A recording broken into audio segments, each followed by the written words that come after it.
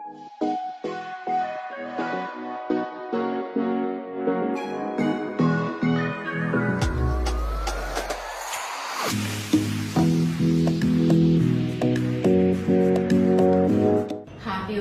I am Dr. Anusha, consultant at Dr. Vijay's Cosmetology and Hair Transplantation Center.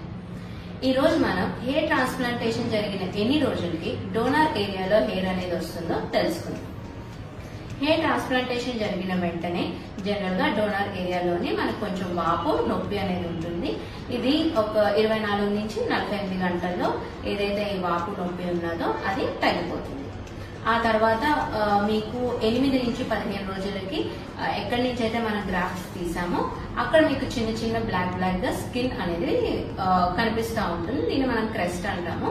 ఇది మనకి ఈ 15 నుంచి 20 రోజుల్లో ఇది ఏదైతే ఉందో అది రాలిపోతుంది. ఇదంతా మనకి హీలింగ్ ప్రాసెస్. సో ఒక 20 డేస్ కల్లా మీకు డోనర్ ఏరియా మొత్తం హీల్ అయిపోతుంది. అయితే హెయిర్ ఎప్పుడు రావడం కనిపిస్తుంది? మీకు కొత్త హెయిర్ అనేది రావడం జనరలీ అరౌండ్ 1.5 to 2 months అనేది చిన్న చిన్న హెయిర్ రావడం అనేది మీకు మీ డోనర్ ఏరియాలోని తెలుస్తుంది. 70% ఆఫ్ ద హెయిర్ మీకు రావాలి అంటే it takes around 6 to 8 months time. Complete గా ఇంత నార్మల్ హెయిర్ రావాలి అంటే అరౌండ్ 9 to 12 months టైం అనేది పడుతుంది. అయితే ఈ హెయిర్ అనేది రావడానికి కూడా కొన్ని ఫ్యాక్టర్స్ మీద డిపెండ్ అయి ఉంటుంది. హెల్దీ హెయిర్ మనకి కావాలి, చక్కగా రావాలి, డెన్సిటీ బాగోవాలి, క్వాలిటీ ఆఫ్ ద హెయిర్ బాగోవాలి అని అంటే ఫస్ట్ ఆఫ్ ఆల్ మీ డాక్టర్ మీకు ఏ మెడికేషన్స్, ఏ సప్లిమెంట్స్ అయితే ప్రిస్క్రైబ్ చేశారో అవి మీరు క్రమం తప్పకుండా తీసుకోవాలి.